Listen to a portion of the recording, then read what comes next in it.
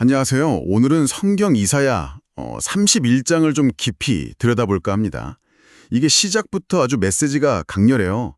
도움을 구하러 애굽으로 내려가는 자들은 화 있을진저.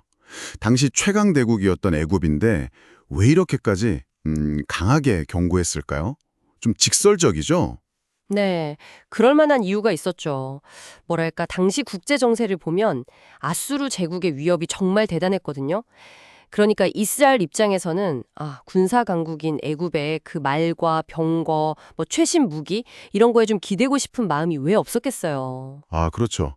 현실적인 위협 앞에서는 뭐라도 잡고 싶었을 테니까요. 맞아요. 하지만 이사야는 딱 잘라 말하는 거죠. 그게 근본적인 해결책이 아니라고요. 3절 말씀처럼 그들이 의지하는 건 결국 사람이요, 신이 아니며 또 육체요, 영이 아니기 때문이라는 거예요.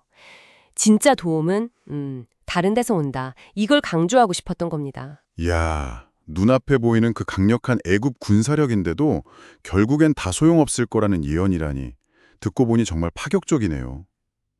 그럼 이스라엘은 뭘 붙잡아야 했을까요?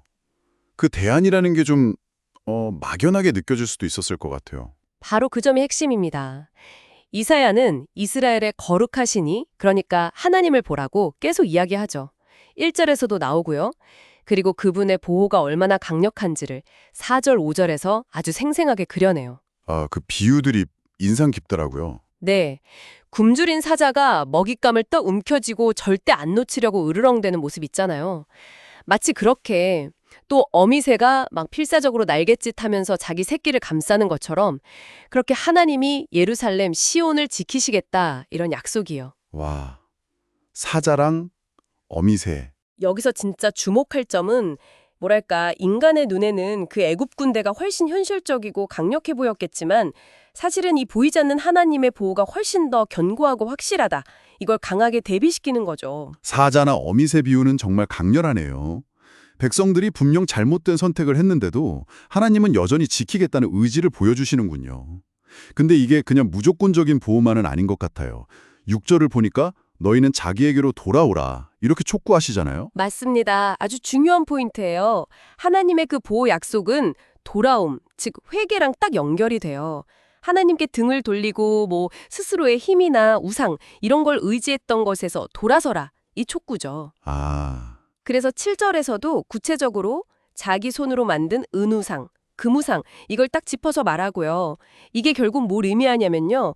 진짜 안전이라는 건 어떤 외부의 군사력이나 물질적인 것 이런 데 있는 게 아니고 하나님과의 관계를 바로 세우는 데 있다. 이 근본적인 메시지를 던지는 겁니다. 아, 그렇군요. 결국 핵심은 누구를 또 무엇을 신뢰하느냐 이 문제로 다시 돌아가는 거네요.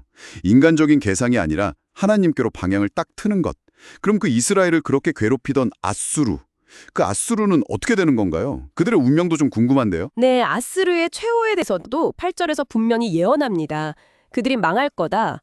그런데 중요한 건 사람의 칼 때문이 아니라는 거예요. 아, 인간의 힘이 아니라. 네, 그러니까 이스라엘이나 애굽의 군사력 때문에 망하는 게 아니라 하나님의 직접적인 심판으로 무너질 거다 이 얘기죠.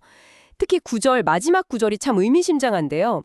여호와의 불은 시온에 있고 그의 풀무는 예루살렘에 있느니라. 불과 풀무, 뭔가 심판의 이미지네요. 그렇죠.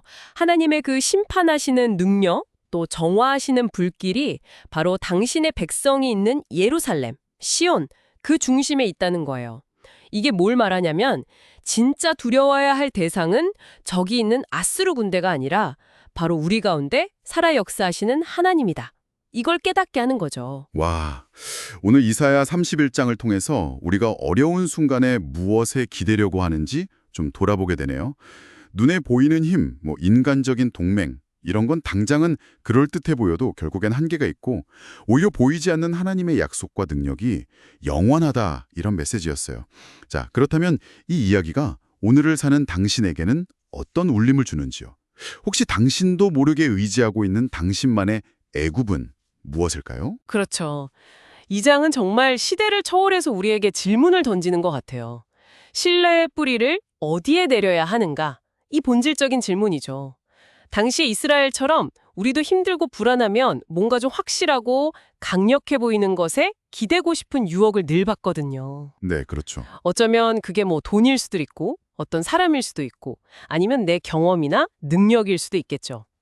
당신의 삶에서 진정으로 흔들리지 않는 반석, 그 궁극적인 안전기지라고 믿는 시온은 과연 어디엔지 한번 진지하게 생각해보는 시간을 가져보시면 어떨까 싶습니다.